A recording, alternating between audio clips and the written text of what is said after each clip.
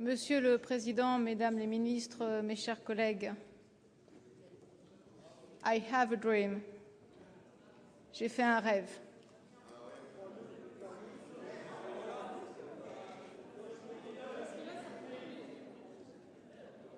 J'étais dans la mairie de Châteaubourg et j'avais devant moi ce jeune couple qui était venu timidement me demander de les marier.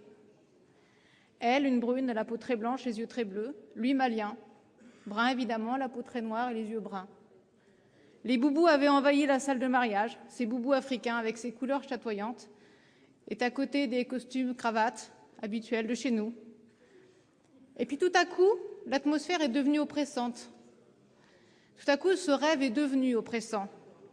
On était en 1778. 1778, en France, année de la promulgation de l'interdiction des mariages mixtes. Et tout à coup, je n'avais plus le droit de célébrer ce mariage. Et j'entendais autour de moi, pervers, contre nature, impossible. Et les enfants, y pensez-vous, pas de statut, bâtards. Et je me suis réveillée. Et finalement, ce mariage, je l'ai bien célébré. Et ce n'était pas en 1778. Et j'ai pensé bien évidemment à tous les autres mariages que j'ai célébrés. Et je retrouve Madame Joanneau dans sa façon de dire les choses et de les nommer réellement. Que s'est-il passé dans tous ces mariages que j'ai célébrés? Quelle était la constante? La constante, c'était l'amour. La constante, c'était l'émotion.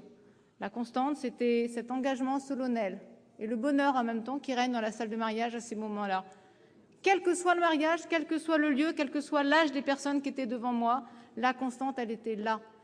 Cette promesse mutuelle et réciproque de s'aimer et de se protéger. Longtemps. Et j'ai pensé à un autre mariage qui m'a beaucoup marqué aussi. Celui-là, c'était dans un hôpital, à la demande de la jeune femme que j'ai mariée.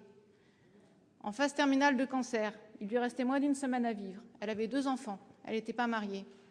Elle a voulu, avant de mourir, elle a voulu, avant de quitter cette terre, se marier pour ses enfants et pour leur père.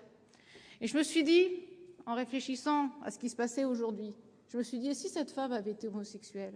Et si ces 2 filles étaient nées d'une précédente union? Et si le père était absent, inexistant, pour tout un tas de raisons X ou Y que j'ignore? Comment aurait-elle fait? À qui aurait-elle confié ces 2 filles? À qui? Alors, est-ce qu'il faut plusieurs mariages? Est-ce qu'il faut un mariage pour les hétérosexuels où systématiquement les enfants sont pris en compte? Puis un autre mariage pour les homosexuels où on ne parle surtout pas des enfants? Et puis peut-être que les hétérosexuels, quand ils ne veulent pas d'enfants, quand ils n'ont pas de projet d'enfant, ils pourraient choisir l'autre mariage. Mais les homosexuels, ils auraient droit qu'à un seul mariage, celui sans enfants. Soyons raisonnables, soyons raisonnables. Il faut un mariage pour les personnes homosexuelles qui soit le même que pour les hétérosexuels et qui prennent en compte les enfants. Parce que les enfants sont là, ils existent. Combien de fois a-t-on entendu ce soir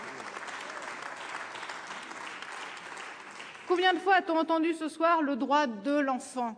Certains arguments, oui, je peux les entendre. Je peux comprendre les familles qui ont des problèmes pour avoir des enfants.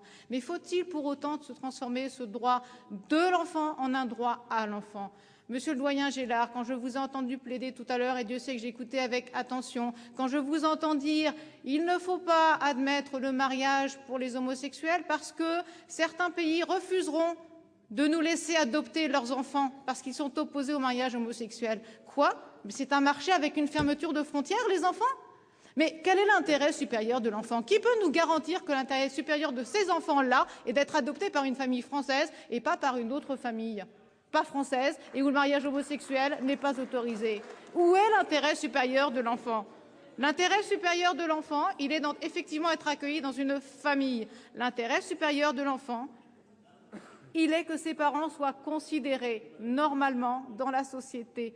Une société tolérante se juge à sa capacité à accepter la différence, à l'apprivoiser peut-être. Elle fait sans doute peur au début, la différence. L'autre fait peur dans sa différence. La société tolérante apprivoisera la différence, la banalisera et l'acceptera. Et l'enfant n'aura pas à subir ce qu'il y a de plus terrible pour un enfant, d'entendre insulter, humilier ses parents, ses éducateurs, ces adultes qui sont à côté de lui au quotidien et qui le construisent, l'aiment et le structurent. Pour toutes ces raisons, et justement parce qu'elles nous contraignent à regarder plus longuement par la suite nos lois sur l'adoption, nos lois sur la famille, les lois sur la PMA et la GPA, qui sont un réel problème, mais qui sont indépendants du mariage pour les personnes homosexuelles et du droit des enfants existants et qui ont des parents homosexuels. Pour toutes ces raisons, mesdames les ministres, je voterai ce texte avec 2 mains si je le pouvais. Merci.